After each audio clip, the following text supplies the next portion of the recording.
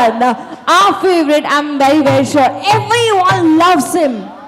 पूरा बिहार, मैं बोलूंगी पूरा इंडिया जिनके पीछे पागल है, वो हमारे बीच में यहाँ पे मौजूद है लेजेंडमैन। आइए स्वागत करें हमारे लेजेंडमैन, हमारे अपने पवन जी का जोरदार तालियों के साथ।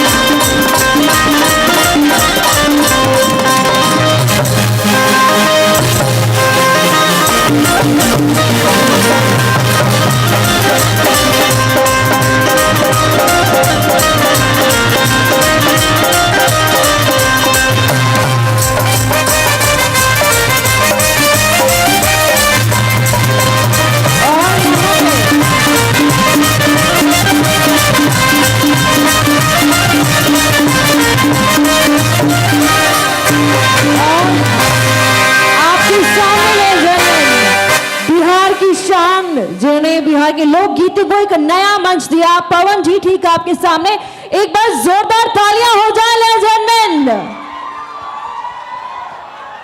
सर आपका बहुत बहुत स्वागत है। आपका जो कंट्रीब्यूशन भोजपुरी इंडस्ट्री में है वो अतुल्य है और आप यहाँ पे हमारे बीच मौजूद हैं। आपका बहुत बहुत स्वागत। और आपका कब से हम सभी नजरें बिठाए इंतजार कर रहे थे, लेकिन फाइनली इंतजार की घड़ियां यहाँ पे खत्म हुई। पवन जी ठीक हमारे सामने यहाँ पे मौजूद हैं। गोपाल दादा बहुत बहुत स्वागत सर आपका। बढ़ाइए बढ़ाइए, लेवल बढ़ाइए।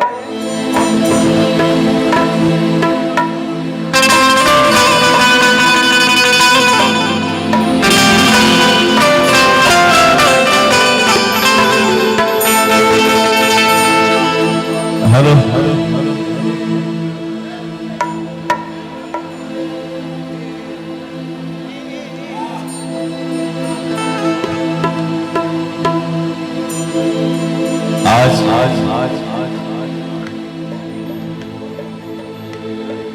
आप सबके बीच में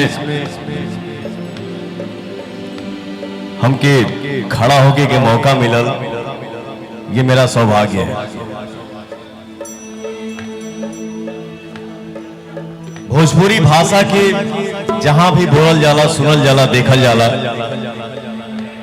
वो हमारा परिवार है, हमारा समाज है।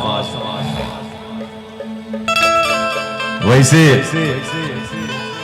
हमके लगा था करीब करीब हमार आरा से ही भाई भैया चाचा दोस्त सभे आइल बा। यहाँ जे भी बैठल बा, बाएं दाएं सामने जे भी खड़ा बा, भैया चाचा माता बहन, आप सबके हम पैर छू के प्रणाम कर दनी एगो ताली बजा के आशीर्वाद दे दीजिए।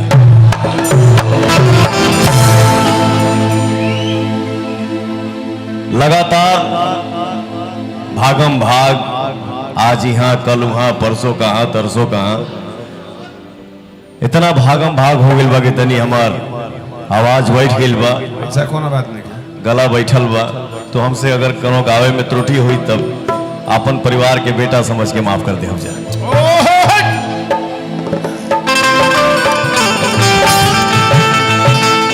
वैसे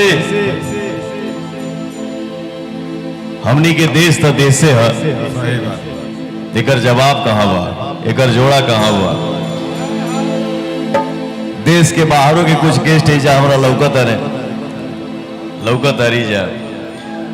मनोज भैया हमारे बड़े भैया, कभी भी दुबई जाइए तो ऐसा महसूस नहीं होता है कि हम अपने घर में नहीं है।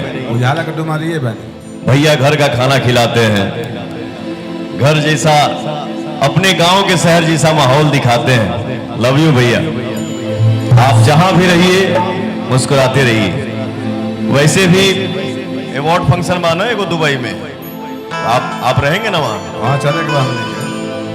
नाहियो टाइम हुई तो हमारे खातिर चलिए, 2 दिन के लिए चलना है, फिर आ जाएंगे। हमनियों के चले के बना तो मनोज भैया।